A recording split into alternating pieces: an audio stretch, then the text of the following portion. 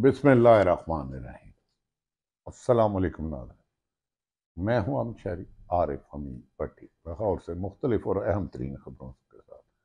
नाज़रीन, पाकिस्तान तरीके इंसाफ से बल्ले का निशान छीनने की हर कोशिश नाकाम बना दी गई है। बज़ाहिर मुस्लिम लीग नून को ये गुमान था कि उनकी साजिशों को मुबैना साजिशों और तोड़ जोड़ से इमरान खान को इलेक्शन में जाने से रोका जाएगा, लेकिन अडयाला जेल में बैठा शख्स इनकी हर साजिश से आशना था।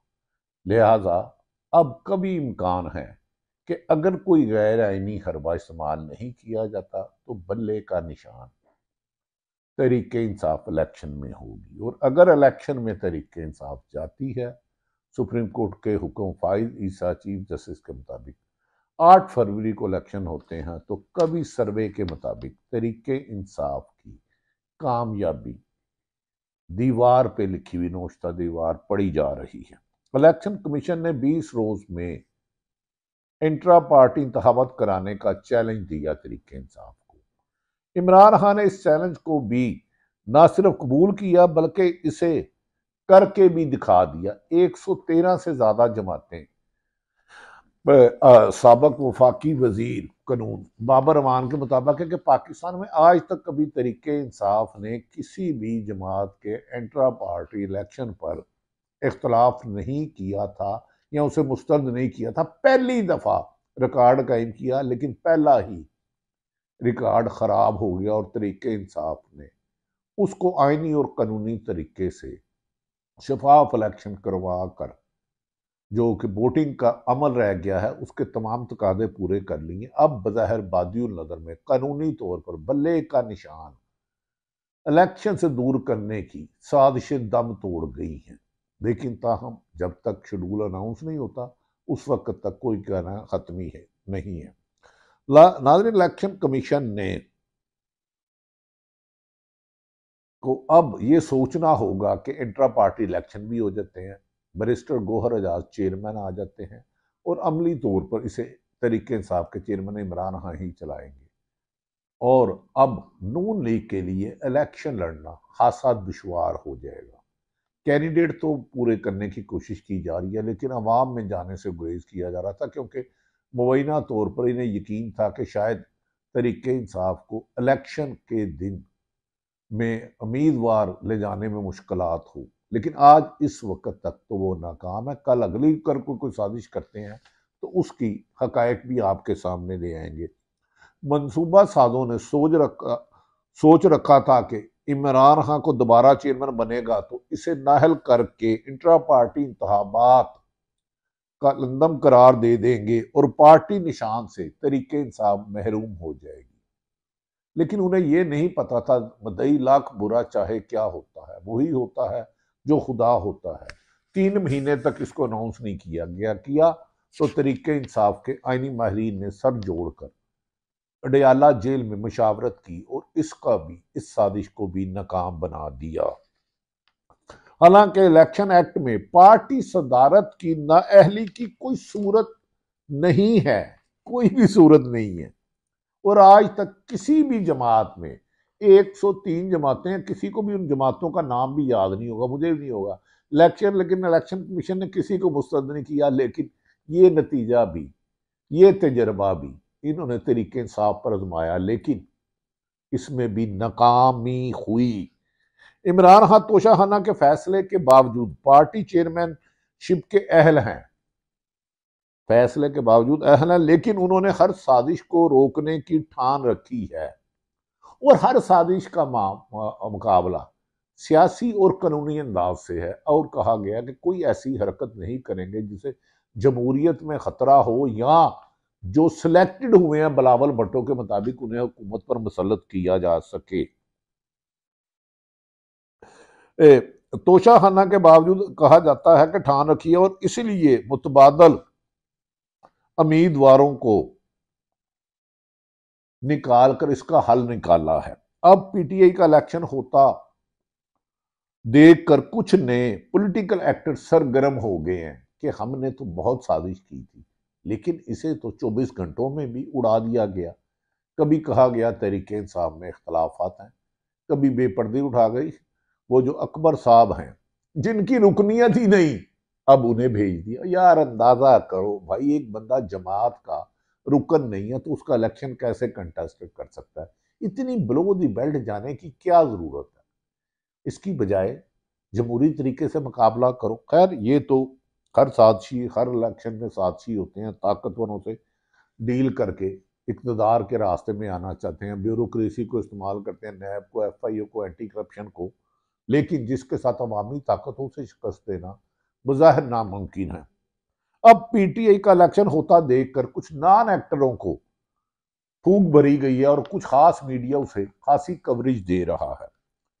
वो आपने सुना होगा कि बेगाना शादी में अब्दुल्ला दीवाना किसे कहा जाता है?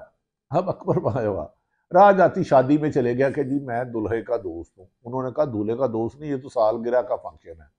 तो लिहाजा ये कोशिश भी नाकाम नजर आती है। अगर किसी ने देखना है तो अकबर एस बाबर को देख ले। वो जो इस वक्त PTI की बुनियादी रुकन ही नहीं, कारकुन ही नहीं, उन्हें डिसिप्लिन के खिलाफ नामुनासिब गुफ्तगू के बाद पार्टी से फारग हुए एक अरसा दराज हो गया। अब इलेक्शन के रंग में भंग डालने के लिए पहुंच गए कि हर चीज को मुतनाज़ा बनाया जाए। कोई चीज इन्होंने ढंग से, आइन से, कानून से नहीं करनी, तकरार से ही करनी है। इमरान खान इस चैलेंज को भी संभाल लेंगे और बैलेट पेपर पर बल्ले का निशान लेकर ही रहेंगे। अभी तक जो कानूनी पोजीशन है वो तो इसी तरफ ही इशारा दे रही है। नाज़रीन, दूसरी जानिब मुस्लिम लीग नून के लिए अच्छी खबर नहीं है। IMF हो या इंटरनेशनल ताकतें, वो उन्होंने पाकिस्तान में होने वाली इंसानी हकूक की खिलाफ वर्जियों की निशानदेही की है और उन्होंने कहा है कि पाकिस्तान में सरमायाकारी उसी सूरत में आएगी जब साफ शफाफ इलेक्शन होंगे। हमें एक पाकिस्तान में मुस्तकम हुकूमत चाहिए जो अवाम के वोटों से आए, चोर दरवाजों से ना आए। इलेक्शन करवाना भी इसीलिए मजबूरी हो रहा है और इमरान खान को बाहर रखने की साजिश इसलिए दम तोड़ रही है कि पूरी बैरून मुल्क से बाज ताकतों ने पाकिस्तान में मुलाकातें की और कहा कि शफाफ इलेक्शन को यकीनी बनाया जाए, इंसानी हकूक की पामाली और किसी एक जमात को दीवार से लगाने की इजाजत नहीं होगी।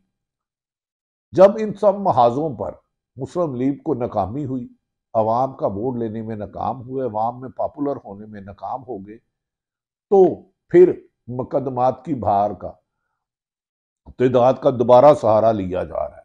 किसी ना किसी तरीके से इनकी जिंदगी का एक ही मकसद है, 25 करोड़ अवाम की राय गई भाड़ में, लेकिन इमरान खान को इलेक्शन में नहीं आने देना, वो नाकाम होता जा रहा है। जेल से बाहर नहीं निकलने देना। क्या अदालतों ने अब अहम फैसले करने जा रहे हैं और इमरान खान को जेल में ज्यादा देर आईनी तौर पर रखना तो मुमकिन नहीं, ताहिरी हरबे आजमाए जा सकते हैं। इसीलिए नैब ने इमरान खान के खिलाफ 190 मिलियन पाउंड करप्शन का केस का रेफरेंस एहतसाब अदालत में जमा करा दिया है। ये 190 मिलियन पाउंड का नाज़रीन एक हालात है कि मलक रियाज साहब ने नवाज शरीफ फैमिली से एक प्रॉपर्टी ली, वहां की एजेंसी ने उसे किया, उसे सुप्रीम कोर्ट के अकाउंट में जमा कराया गया और सुप्रीम कोर्ट के हुक्म के मुताबिक वफाकी हुकूमत में चले गया। तो एक चीज तो चोरी हुई नहीं, फ्रॉड हुआ ही नहीं, धोखा हुआ ही नहीं, एक पैनी का बेनिफिशियरी तरीके इंसाफ नहीं है, तो उसके खिलाफ रेफरेंस डालना तो बिल्कुल ही जहालत लगता है। इंतकाम में दल अंधे लगते हैं, बुग्ज में अंधे लगते हैं। केस बनाना है कोई ढंग का बनाए, क्योंकि आपके पास उनके करप्शन का कोई केस आ नहीं रहा। सिर्फ FIA, नैब, पुलिस और एंटी करप्शन को इस्तेमाल करके आप अपने लिए इक़्तिदार का रास्ता साफ करना चाह रहे हो, लेकिन अवाम की रुकावट आपके ख्वाहिशात की तकमील में हायल है। ये अपनी नवीयत का वाहद रेफरेंस होगा $100 मिलियन का नाज़रीन, जिसमें किसी एक ने एक पैसा रिश्वत नहीं दी, ना किसी ने ली, ना कोई माली फायदा उठाया। बाहर से पैसे आए, सुप्रीम कोर्ट में गए, अदालत में गए, अकाउंट में गए, वहां से वफाकी हुकूमत में चले गए। लेकिन ट्रस्ट की एक जमीन जो अल कादर यूनिवर्सिटी, जिसमें गरीब के बच्चों ने दीन की तालीम हासिल करनी थी, और उसका कोई प्राइवेट आदमी बेनिफिशियरी नहीं हो सकता था। उसमें लिखा है जमीन जो रफाई कामों के लिए दी गई वो जमीन किसी दूसरे के नाम ट्रांसफर तक नहीं हो सकती। ये नहीं हो सकता कि अलकादर की यूनिवर्सिटी कल को कोई तरीके इंसाफ का कोई प्राइवेट आदमी अपने नाम कर ले। उसमें कंडीशन ये है, शर्त ये है कि ना किसी के नाम ट्रांसफर हो सकती है और उसकी बुनियाद पर रेफरेंस बना दिया गया है। अंदाजा करें कि बंदा ये कहे कि मीनारे पाकिस्तान लाहौर में है तो मीनारे पाकिस्तान चोरी हो गया।